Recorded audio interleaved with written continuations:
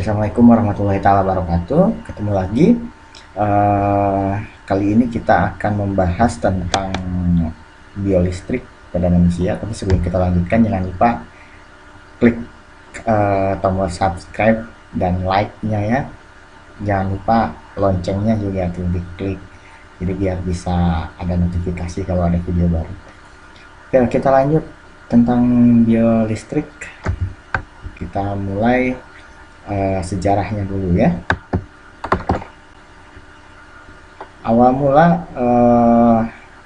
biolistrik ini awal mula ditemukan sifat kelistrikan ini di zaman Yunani kuno tuh. Waktu itu dia nggak sengaja gosok-gosokin batu amber, kemudian si batu itu bisa narik benda-benda kecil, bulu gitu kan, jerami. Nah, kemudian muncullah kata-kata listrik dari bahasa Yunani, namanya elektron gitu namanya, atau dalam hal ini batu amber gitu ya. Oke. Kemudian tahun 1600 Kakang Gilbert, seorang dokter istana di Inggris, dia membedakan elektrik ini, amber ini dengan gejala kemagnetan. Kemudian tahun 1700 Dufay dia menemukan gaya tolak menolak dan tarik menarik. Jadi kalau positif ketemu positif itu tolak menolak, positif ketemu negatif itu tarik menarik. Nah, ketemu ya ininya resinus sama vitreous gitu ya. Waktu itu muatan positif itu resinus, negatif resinus, vitreous positif. Kemudian Mamang Franklin selanjutnya seorang ilmuwan USA, dia bagi muatan listrik jadi dua, muatan positif dan negatif. Dia bedakannya gimana uji cobanya? Kalau suatu gelas sutra digosok kalau gelas digosokkan dengan sutra, digosok-gosok, nah, maka gelas bermuatan positif, si sutra bermuatan negatif. Kalau ini waktu SD juga kalian kan sering tuh gosok-gosokin mistar tuh, gosok-gosokin mistar, uji cobanya kan waktu dulu. Kemudian si mistar itu nanti kan bisa narik kertas atau apa. Nah, ini percobaan si Franklin. Coba kalau kalian dulu nemu percobaan ini lebih awal, mungkin kalian yang ditulis di sini siapa ya. Kemudian uji Galvani tahun 1786, dia percobaannya menyentuhkan otot tungkai katak dengan metal. Nah, kemudian diamati si ototnya berkontraksi karena apa? Makanya dinamakan periode hujan badai gitu ya, karena ada aliran listrik, dia merambat ke sel saraf tadi sehingga otot-ototnya berkontraksi. Jadi ada rangsang dari luar menyebabkan otot-otot si katak tadi berkontraksi. Selanjutnya impuls dari sistem saraf, dia dapat simpulan bahwa impuls dari sistem sel saraf terdiri dari ion-ion yang mengalir sepanjang sel saraf, gitu kan, analog dengan aliran elektron dalam konduktor. Itu dari Galvani ya. Kemudian Millikan tahun 1869 sampai 5 tadi, dia risetnya atau uji cobanya, dia coba nyari harga muatan yang paling kecil dengan cara percobaan tetes minyak berikan dengan bermuatan elektron 1,6 tadi ya.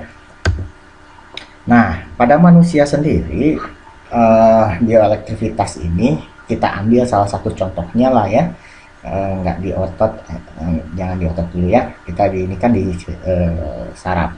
Sekilas kita jelaskan dulu tentang sistem saraf, tapi nanti juga mungkin kalian sudah pernah dijelaskan atau sudah pernah belajar tentang sistem saraf, baik di anatomi, fisiologi untuk sistem saraf, maupun di mata kuliah keperawatan medikal bedah untuk sistem sarafnya.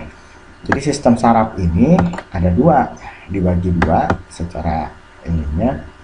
Jadi ada sistem saraf pusat ada sistem saraf tepi. Si sistem saraf pusat itu, ini sederhananya aja ya, terdiri dari otak dan susun tulang belakang atau medula spinalis, itu sistem saraf pusat. Nah, si otak kebagi lagi jadi otak besar, otak kecil, dan sumsum lanjutan atau medula oblongata. Nah, sistem saraf tepi ada dua, sistem somatis dan otonom. Yang somatis contohnya terdiri dari 12 pasang saraf di otak atau 12 saraf kranial. Yang lainnya adalah 31 pasang saraf di sumsum tulang belakang atau 31 pasang saraf spinal. Yang saraf otonom, nah ini simpatis sama parasimpatis, yang sudah kebalikannya. Nanti fungsinya bisa dijelaskan lagi ya. Nah, yang akan kita jelaskan adalah bagaimana cara kerjanya ya, elektrivitas dan bagaimana manfaatnya. Ini sekilas tentang elektrivitas pada manusia, salah satunya bekerja di sistem saraf. Nah, bagaimana aktivitas kelistrikan dalam sel? Kita ambil yang di sel dulu, yang bagian terkecilnya ya. Terjadinya aktivitas kelistrikan sel ini terjadi terutama di sel saraf. Ini terjadi karena terdapat perbedaan muatan antara di dalam dan di luar sel. Tadi kan ada positif, ada negatif. Ketika dia lebih positif, maka muatan akan mengalir dari positif ke negatif, gitu ya. Ketika potensial membrannya gini. Pada keadaan istirahat, ya, potensial membran negatif karena konsentrasi ion di dalam membran lebih kecil. Kan sebelumnya di video sebelumnya tentang cairannya, tentang, ya betul, video tentang cairan. Di luar sel kandungan natriumnya lebih banyak, di dalam sel kandungan kaliumnya lebih banyak, gitu ya. Perbedaannya kan gitu. Di luar sel kan natrium lebih banyak, di dalam sel kaliumnya lebih banyak, di luar sel natriumnya lebih banyak, gitu. Ini ya, tadi yang seperti saya jelaskan, kalau di dalam sel ion yang paling banyak adalah kalium, ada natrium cuman sedikit, gitu ya. Kemudian ada protein juga di sana. Nah, sel saraf ini menggunakan difusi pasif, sudah kita jelaskan juga ini di video sebelumnya tentang cairan, dan transport aktif untuk mempertahankan distribusi ion-ion tersebut. Nah, ketika membran sel sedang istirahat, nggak ada impuls yang merangsangnya, maka konsentrasi natrium lebih banyak di luar sel yang tadi sebelumnya. Ini dalam keadaan istirahat, konsentrasi natrium di luar sel lebih banyak ketika dia istirahat. Nah, kejadian ini menimbulkan beda potensial antara dalam dan luar negatif 70 mV. Dan dalam sel, keadaan di dalam sel itu lebih negatif daripada di luar sel. Jadi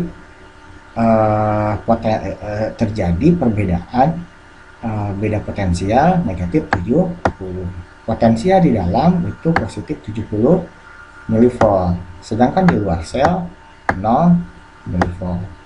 Nah, terdapat perbedaan negatif 70 mV. Ini dalam keadaan tidak ada impuls listrik. Nah, bagaimana bisa terjadi rangsangan sel saraf atau terjadi aktivitas listrik? Itu terjadi akibat ada impuls yang dirangsang oleh, pertama ada rangsangan listrik. Kalau nggak percaya silahkanlah kalian kasih listrik ini dirangsang di bagian tertentu, maka akan terjadi aktivitas ototnya sel saraf. Kedua, dengan kimia. Tiga, fisik mekanik. Kalau nggak percaya nanti kalian pada pemeriksaan refleks, gitu kan, dengan fisik mekanik juga bisa. Nah, ketika ada impuls, nah butir-butir membran ini akan berubah, si membrannya akan berubah, dan ion-ion natrium di luar sel akan masuk ke dalam sel, sehingga di dalam sel akan menjadi kurang negatif, akan cenderung lebih positif dia daripada di luar sel, dan potensial membrannya akan lebih meningkat. Nah, keadaan ini dinamakan depolarisasi. Kita akan perlihatkan nanti video animasinya seperti apa. Nah, pada saat depolarisasi tadi, ini akan sedikit mempengaruhi potensial membran ya, dan akan cenderung berusaha secara cepat mengembalikan pada nilai istirahatnya. Jadi nanti kayak gelombang lagi elektrivitasnya itu. Ketika ada rangsangan kuat gitu kan, depolarasinya dari negatif 90 mV menjadi negatif 50 mV, potensial ambang atau dinamakan potensial ambang tadi negatif 50 mV, maka terjadi perubahan potensial menjadi terbuka. Ion-ion natrium akan mengalir masuk ke sel dalam waktu cepat dan dalam jumlah banyak. Jadi ketika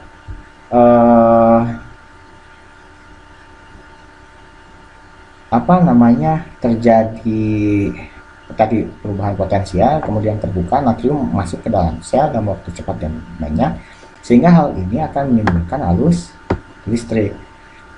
Nah, tadi ketika terjadi aliran natrium, simpulannya ketika terjadi aliran natrium dari luar ke dalam sel, maka terjadi perubahan potensial listrik menjadi positif 40 mV. Nah, setelah depolarisasi, maka saluran natrium akan tertutup selama 1 milisecond sampai membran nggak dapat dirangsang lagi. Nah, perubahan transien pada potensial listrik antara membran tersebut disebut potensial aksi. Nah, sudah nyampe puncak, nanti kita gambarkan grafiknya. Setelah mencapai puncak, mekanisme pengangkutan dalam sel, dalam membran sel tadi, mengakibatkan ion natrium yang di dalam sel keluar lagi. Nah, ini dinamakan potensial membran istirahat. Nah, kita akan lihat bagaimana animasi dari potensial membran potensial aksi dari sel saraf. Oke.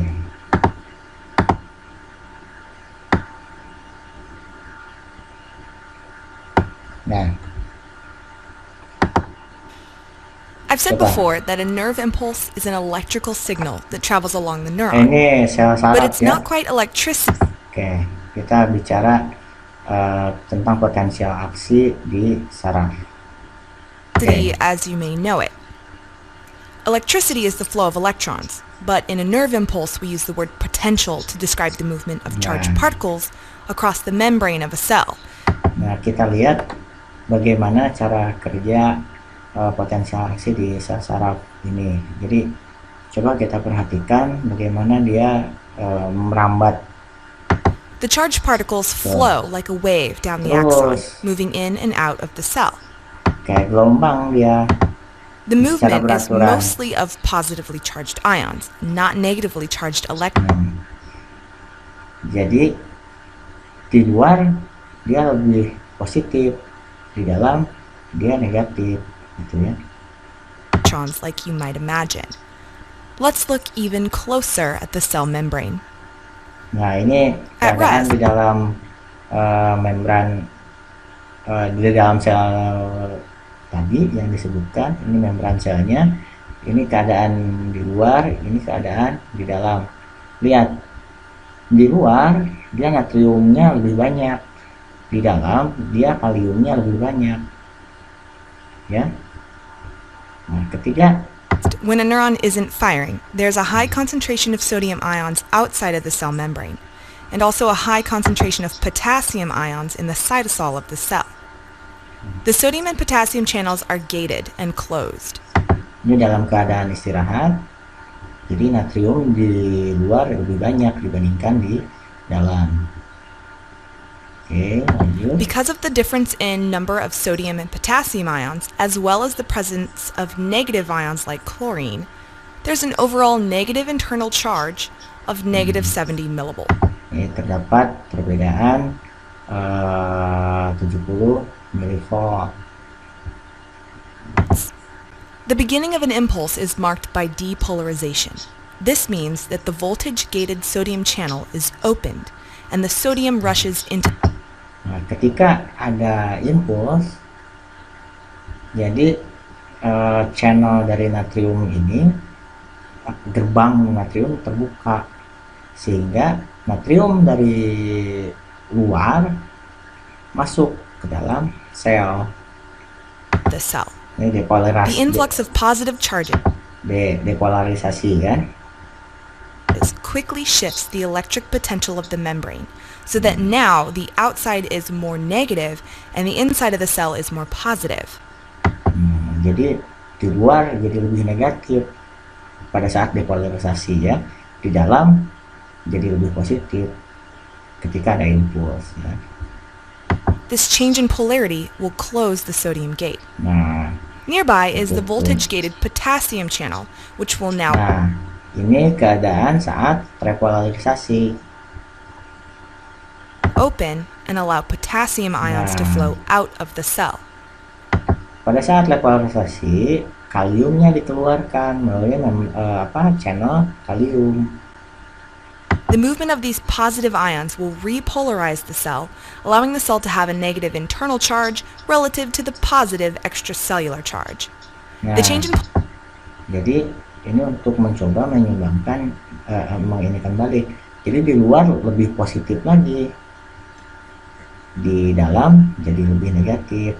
Gitu. polarity will also close the potassium gate.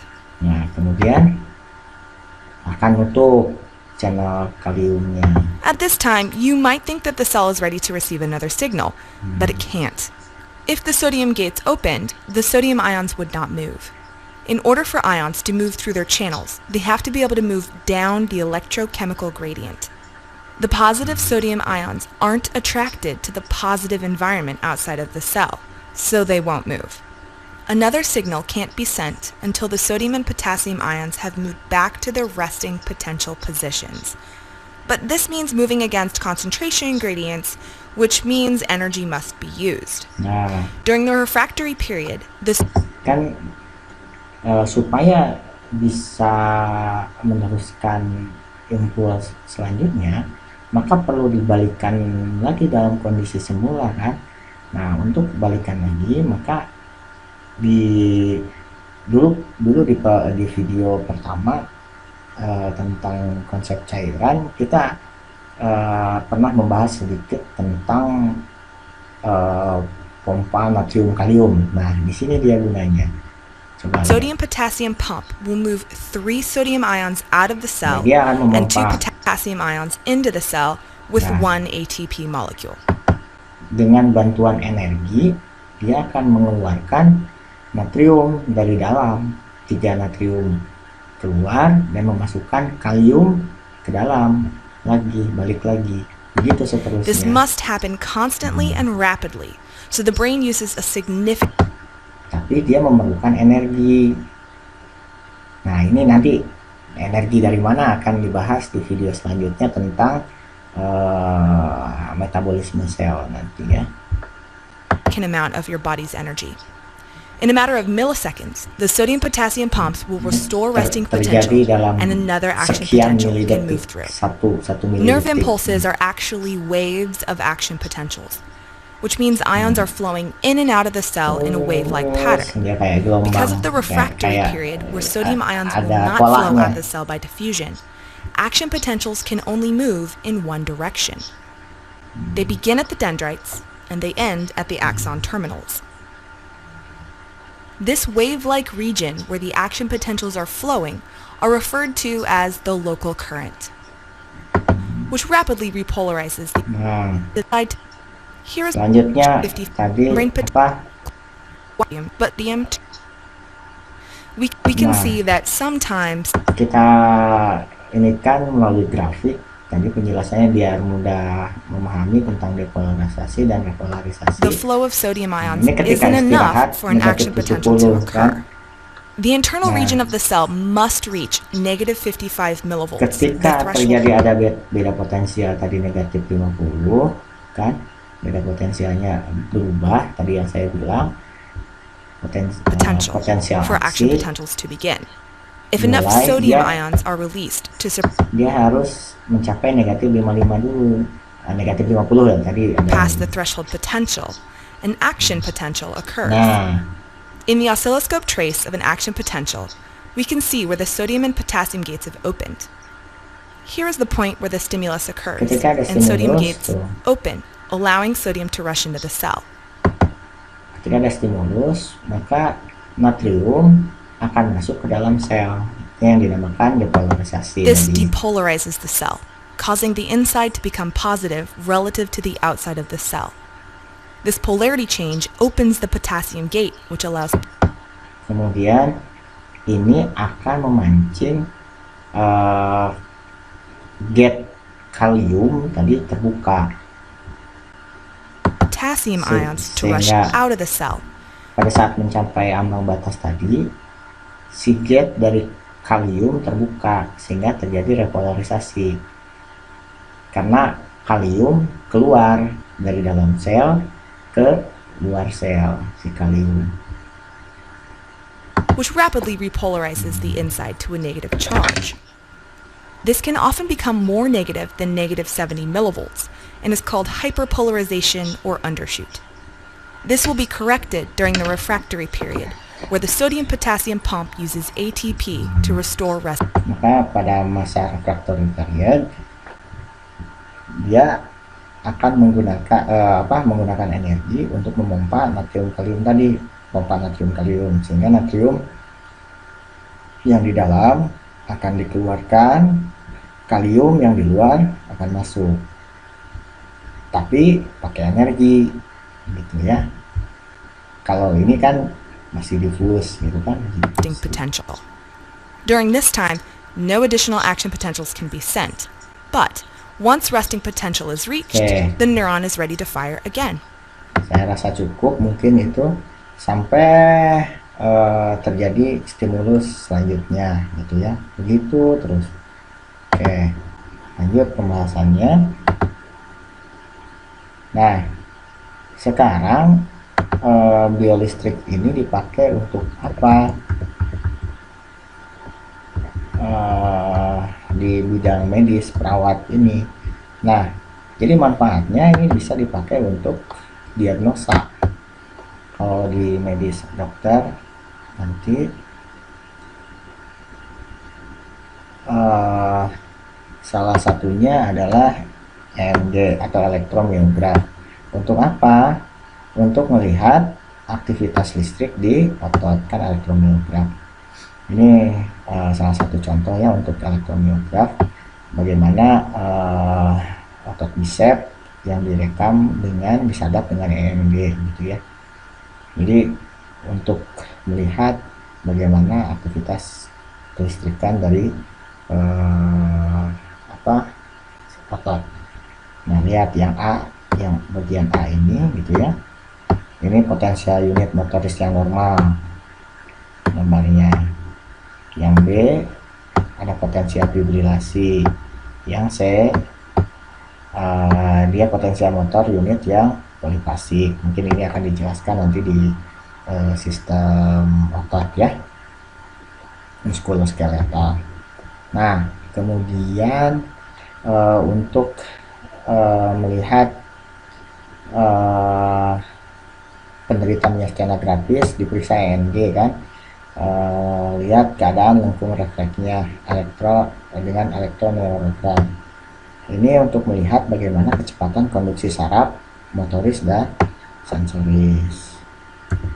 Kemudian yang biasa juga ini di EKG kan, bagaimana dia melihat elektrivitas jantung tadi. Nah, sekilas tentang EKG. Jadi pusat elektrivitasnya kan yang memacu impulsnya dia itu dari sinoatrial S anode, kemudian dilanjutkan ke atrioventrikular, ke berkassis, ke serabut Purkinje. Nah, ini poin-poin penting dalam pembacaan EKG nanti kalian. Nah, sel-sel khusus yang pada untuk pemicu tadi ini S anode, dia letaknya di mana? Di atrium kanan, dekat dengan muara vena cava superior dan inferior. Nah, sel membran otot jantung ini beda dengan sel otot biasa gitu ya, sel otot. Jadi otot jantung dia bedanya, kalau yang sel otot biasa yang bergaris dia memerlukan rangsangan, kalau jantung enggak, dia sendiri kan. Kalau yang otot biasa dia perlu rangsangan atau perlu impuls supaya natrium bisa masuk ke dalam sel atau bisa berdepolarisasi. Kalau otot jantung enggak, ion Na nya dia mudah bocor, dia nggak perlu rangsangan dari luar dulu. Jadi setelah repolarisasinya komplit, nanti ion natrium akan masuk lagi ke dalam sel. Nah, depolarisasi pada jantung dia spontan dan menghasilkan gelombang depolarisasi untuk seluruh otot miokardium. Kemudian depolarisasi sel membran otot jantung oleh perambatan potensial aksi akan menghasilkan kontraksi otot. Jadi denyut jantung tadi. Dan ini teratur kan, jantung kita 60 sampai 100 teratur, tetap segitu konstan. Nah, kita ngomongin bagaimana perambatan elektrivitas jantung. Jadi awal mulanya dari S anode, sinoatrial node, mengalami gelombang depolarisasi ke atrium kiri dari atrium kanan. Jadi atrium kanan ke atrium kiri dengan kecepatan 70 detik. Terjadi kontraksi atrium berkontraksi. Kemudian gelombang ini berlanjut depolarisasinya ke AV node. Jadi tadi dari atrium kanan ke atrium kiri terjadilah kontraksi atrium, kemudian berlanjut ke AV node. Nah, AV node akan mengalami depolarisasi lanjut. Kemudian gelombang dari AV node dilanjutkan lagi melalui bundle His dan diteruskan ke bundle branch. Bundle His dan bundle branch mengalami depolarisasi, kemudian diteruskan ke serabut Purkinje di endokardium dan berakhir di epikardium. Maka terjadilah kontraksi jantung, memumpahkan darah, terjadi kontraksi di ventrikel. Setelah repolarisasi, miokardium kembali berelaksasi dengan maka bunyinya kan yang normal kan duk gitu ya. Nah, nanti di EKG kan kalian akan nemu bagaimana elektrivitas jantungnya gini ya, PQRST gitu ya, P Q R S T gitu ya. Nah, gelombang P, gelombang Q, gelombang R, S, T gitu ya. Gelombang P ini karena terjadi depolarisasi atrium, ini nanti di EKG. Kemudian gelombang Q ada defleksi negatif pertama sesudah gelombang P yang mendahului gelombang R, dibangkitkan karena depolarisasi permulaan ventrikel di AV node. Kemudian gelombang R itu defleksi positif ke atas yang pertama sesudah gelombang P yang timbul oleh depolarisasi utama ventrikel. Kalau tadi Q kan permulaan, kalau R dia depolarisasi utamanya. Gelombang S dia defleksi negatif ke bawah, yang S sesudah defleksi R. Dan gelombang T dia repolarisasi ventrikel, menggambarkan repolarisasi ventrikel. Nah itu mungkin biolistrik, sekilas tentang biolistrik, singkat saja. Kalau ada yang ditanyakan silahkan komen atau langsung di grup WA ya. Oke, sekian dari saya. Terima kasih. Assalamualaikum warahmatullahi wabarakatuh.